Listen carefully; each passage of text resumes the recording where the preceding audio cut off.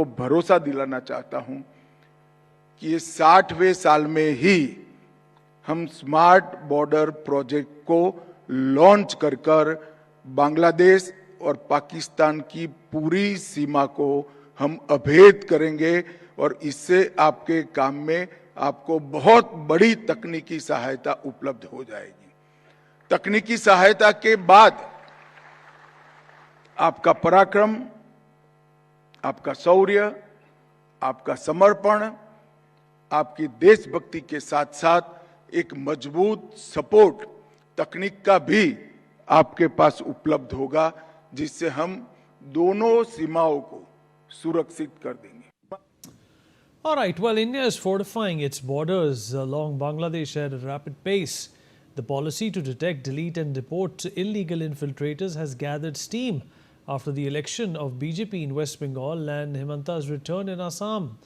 On one hand, the entire border along India and Bangladesh is being sealed, including the Siliguri Chicken's Neck corridor. We have seen these visuals of pillars and wires being erected at Bangladesh border in West Bengal. On the other hand, infiltrators are being caught at the borders. In the past 24 hours, 10 people have been caught at the Assam border. The Home Minister Amit Shah has announced India's Smart Border project, which will make the use of technology, drones and radars to create an impermeable border.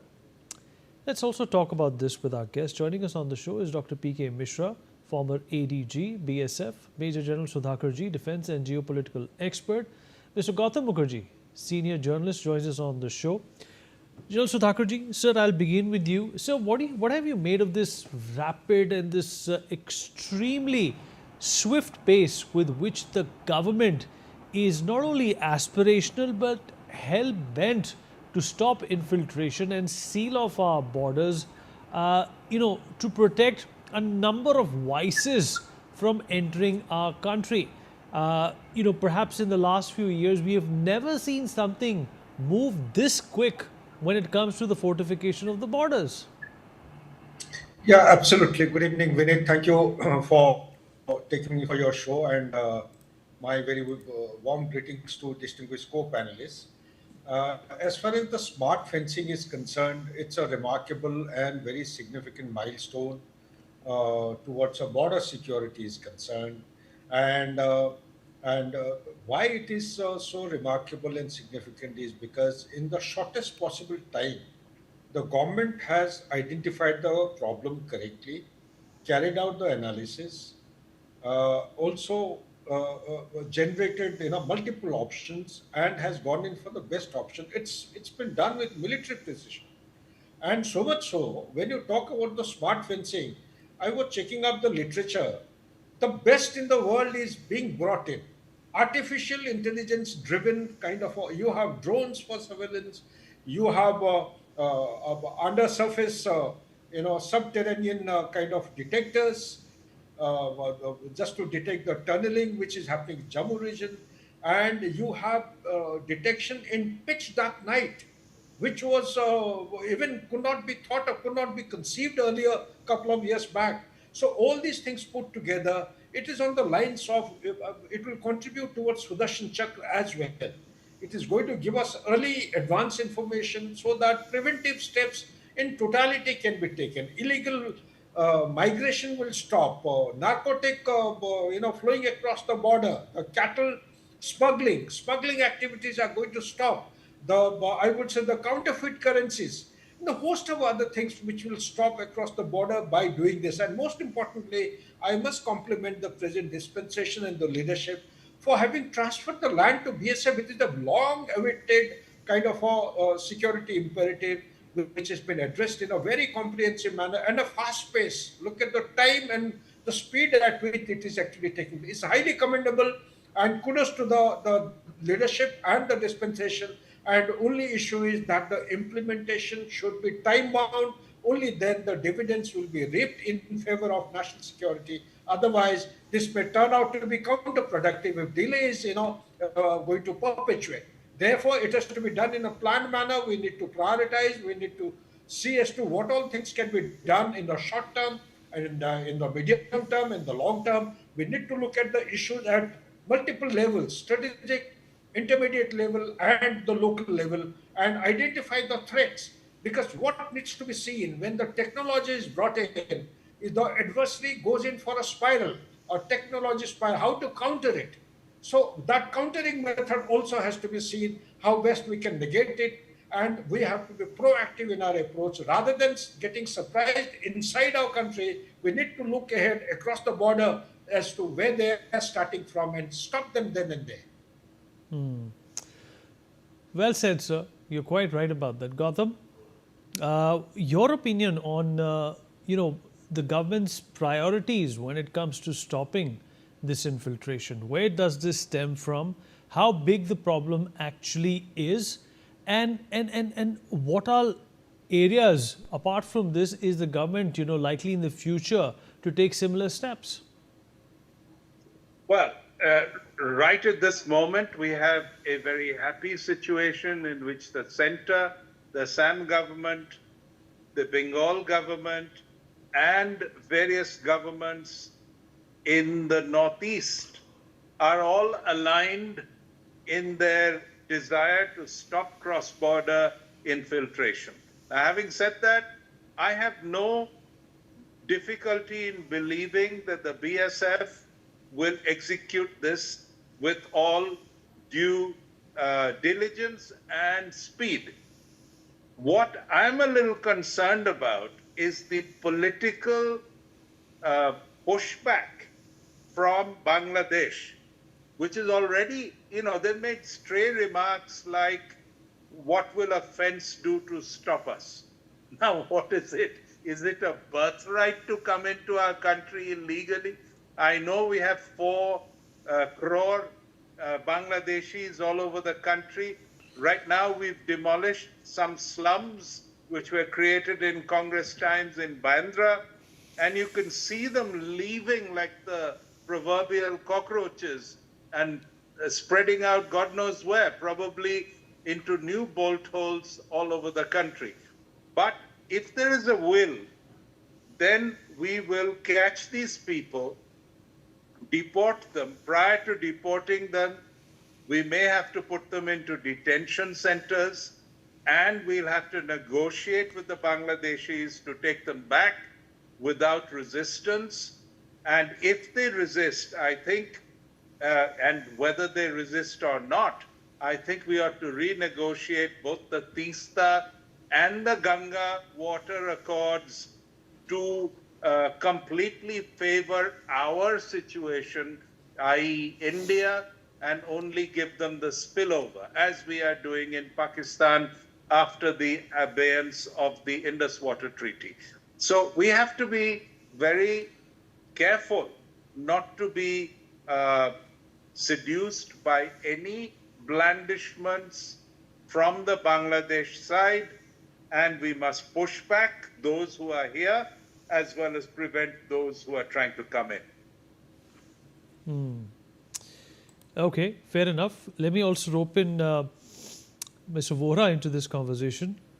Mr. Vora, sir, in your experience, this problem has resulted in a number of issues, related to crime, issues related to, the disenfranchisement which, took place in West Bengal. It was obviously legal. It was all obviously very necessary. How is this, likely to in fact cement India in more ways than one when it comes to its safety, when it comes to its security, as well as the malintentions of our neighbors? This problem has been going on for decades. And I tell you, we have been sleeping over it. Let me tell you, about 28 years ago, 97, 98, I was IG BSF, Jammu.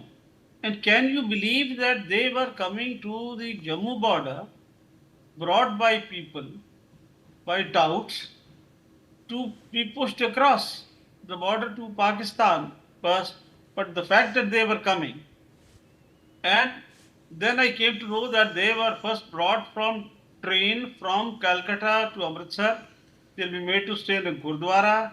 Then they'll be brought to the various positions on the border. And that is what these people were doing. And we had no wherewithal, no support to deport them back. At best, we'll put them in trucks, leave them 200-300 miles away. Again, these fellows will come back. Now there has been no solution at all. Once the then Deputy Prime Minister, I recall Mr. L.K. Advani, had said that they are thinking in terms of having work permits for these Bangladeshi people who are coming. Nothing happened to that also. And as my friend Mr. Gautam Mukherjee just said, now slowly the figure has gone to 4 crores. And this is more than population of many countries in the world, if you ask me. But anyway, better late than never. This change in government, apart from democratic process, who wins, who loses, is not my cup of tea. But I think it is good from national security point of view that there is a change in the government. And now with the synergy that we are talking of having state governments of one particular party which is ruling at the center also in Tripura, Assam and Bengal. So first time this situation is being taken into hand very seriously now. Definitely they'll be pushed back. Definitely Bangladesh Rifles has been instructed already not to allow the pushback. Definitely the government there will also naturally say that they don't belong to us. All that is going to be there. But there are solutions, as Mr. Mukherjee said, there are solutions to the problem. This has to be done with a strong hand. We should not back down. Now, as far as consequences are concerned, 2, 3. And let me tell you, in Bengal, demographic change is one. A lot of terrorists were coming. They were having their bomb factories and all that. It was a big threat to national security from that point of view. And apart from many of these people getting into crime, of all sorts of crime all over. And they, mind you, they are all over India. Right from Manipur to Delhi to Bombay, Chennai, you can find them everywhere altogether. So it will help national security point of view, I think, which is a very, very big gain.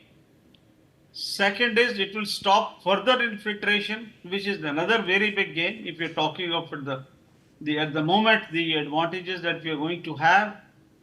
And yes, detention center is a solution. Well, we'll have to spend money maybe on their upkeep and giving them food and all, but it will be worth the cost. So I think it should be negotiated very seriously with Bangladesh with all the proof and all, which I am sure Bangladeshis will not show on their part that they are citizens, but we can always show some documentary proof to them. And some mechanism can and should be worked out. And I think there are many pluses in this situation. And now with Amit Shah yesterday talking of the border policing and land being handed in West Bengal by the government to BSF for, fencing and smart policing, plugging the border situation. I think for a change, first time in decades, India is taking the matter seriously into hands, and that too thanks to the political change in West Bengal, if you ask me very honestly. Vineet. So, Sudhakarji, valid point by Mr. Vora that India is taking this stance against, these illegal immigrants for the first time in decades. What does that, tell you, sir? That political will and nationalism has not been a priority if there's been a different government at the center and the state? The goals cannot be different, right? Yeah, Vinit, I hope I'm audible. You are, sir. What DGP Saab, Mr. Vora has made a very relevant point. I agree with him 100%.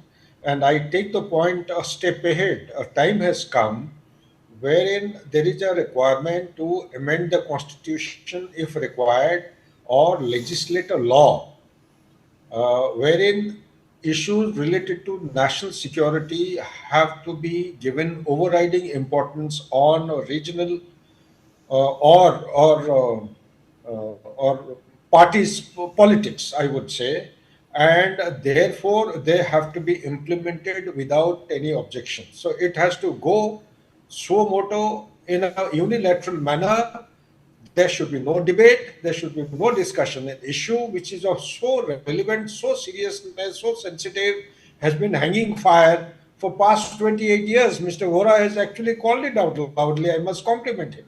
But having said that, Vineet, there is something that we need to look ahead.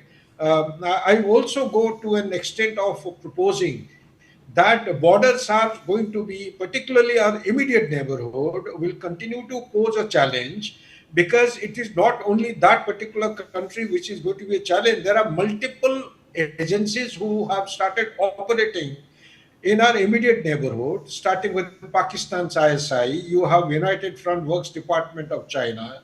You have America as a separate entity trying to achieve its own agenda. You have multiple jihadi groups from Hamas to Hezbollah to Rohingyas. Then you have Al Qaeda, you have ISIS. Name anyone. The Jamaitis have come in a big number this time in the elections. The footprints are hugging along the border with Siliguri corridor. So therefore, there is a requirement to actually maybe in times ahead to identify a vertical which should be focused and driven by political leadership with an independent entity looking after the borders with our immediate neighborhood. I foresee and I visualize that this is going to pose the biggest threat and problems in times ahead if immediate neighborhood is not looked at in a focused manner, in a proactive manner. They will turn out to be biggest fly in the ointment in times ahead as far as national security is concerned. Back to you, Vinit. All right, Gautam. Let's also hope that some of these problems don't recur. But how can technology also be infused, looking at what we are doing at this side of the country, to also look upon another sore point, which is towards Jammu and Kashmir? Well, the SIR is doing a wonderful job, and now it's extending to phase 3. You're going to find lakhs and lakhs of illegals in Karnataka, for example. You see, the process has been created because of vote banks. This whole Bandra East was a vote bank for the late Sunil Dutt, who won time and again. He went multiple times to Parliament as MP because of this Bangladeshi Rohingya Wagere vote bank that he created and said, I'll lie down and be run over by a bulldozer before you can harm these people and so on. Gave them electricity, water, and all the rest of it. Now, as soon as they are disenfranchised, the political classes lose interest in these people. This is going to happen in Jammu. This is going to happen in Kashmir. It's going to happen in Tripura, right down to Mizoram, and everywhere.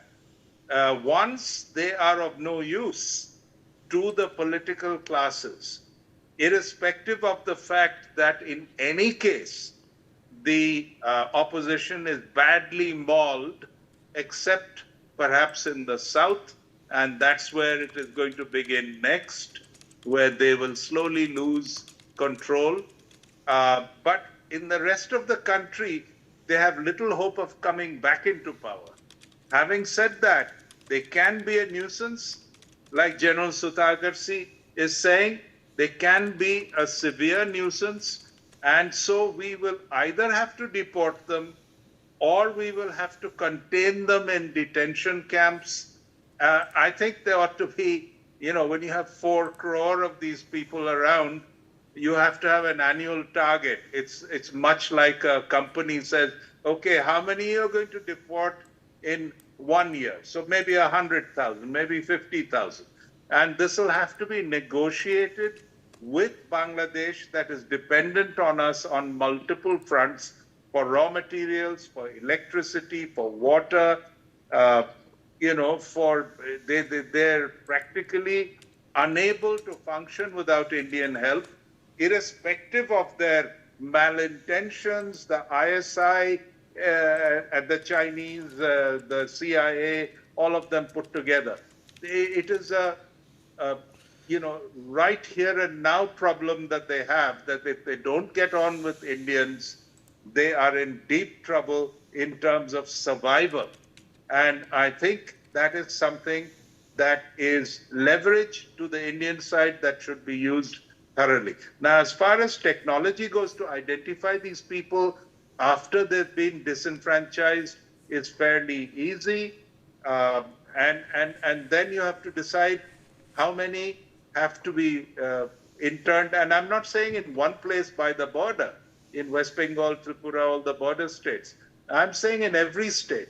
Now, where you're going to face a problem is in the opposition states, where these people will flock and they will be nurtured.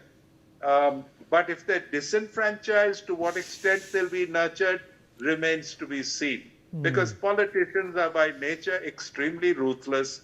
If people are no use to them, they won't be keeping them. You're quite right. And Mr. Vora, so what about some of the other porous borders that India has had trouble with as well? Let's talk about Nepal also, right? It's a known route for the ISI and terrorist infiltrators to use that avenue to get into India and foment trouble as well. Do you think that's next on the government's agenda? And without offending the Nepalis? See, Nepal is a different cup of tea. It's a totally porous border. And SSB, of course, is there. They're doing their best. It will have to depend, the government will have to depend only on intelligence collection as far as that is concerned. Because there's no point in having fencing on that particular border. And of course, Bhutan also, it's being guarded. So yeah, it is definitely will be under radar, and now more so once you plug Bangladesh, then the Pakistanis, they will now divert their resources, their nefarious designs, their fake currencies, their drugs, weapons, terrorists, everything to Nepal now. I think that is definitely going to have a very, very high profile situation. But coming back to Bengal, I have 2-3 points to make. It really pains me that in this country, political parties, many of them are giving more importance to votes than to the national security, which is a matter of great disappointment and regret, let me tell you. I think we need to learn on that. Second is about this smuggling. Cow smuggling was another issue I wanted to raise when I first earlier now. That is also going to stop, though the timing is bad. Bakrid is there now around the corner, and there are going to be issues apart from the ban in the West Bengal itself on illegal slaughters and all those issues. Another very important thing is camps of insurgents which were in Bangladesh. Now that may get a fillip by the government just to try to put in pressure on us.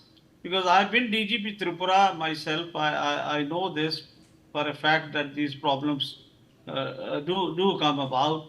So there you need definitely the goodwill of the Bangladesh government, because insurgent groups, not only from Tripura, but from all over the northeast, for them it's a very, very big shelter area. And now, of course, Myanmar also is there definitely, because the central government of Myanmar's writ is not there. So yeah, I think this is going to raise many other issues also. There will be many pluses, but some issues will come up, but they'll always come up. Once you tackle a long pending problem, new problems will come up, but that is what the job of any nation is. That is what we have to do. But a continuous vigil is required, like to Naxalism. After 7 decades, a very resolute action was taken by the government on all fronts. And we are almost there. Of course, ideologies don't die. That may take another shape or form. But in this case, there is no ideology also. And maybe work permit for some people who are left also. Last point is, we don't have a national citizen card in this country, which many countries have. That I think we should have, and that will be ample proof that ones who don't have it, they are not Indian citizens. It is the other way around. You're quite That right. also needs to be done. Thank you, Vinit. You're quite right about that. We have run out of time, but valuable insights and perspective, incisive insights shared by all our panelists. We're going to dip into a short break. On that note, we'll be right back.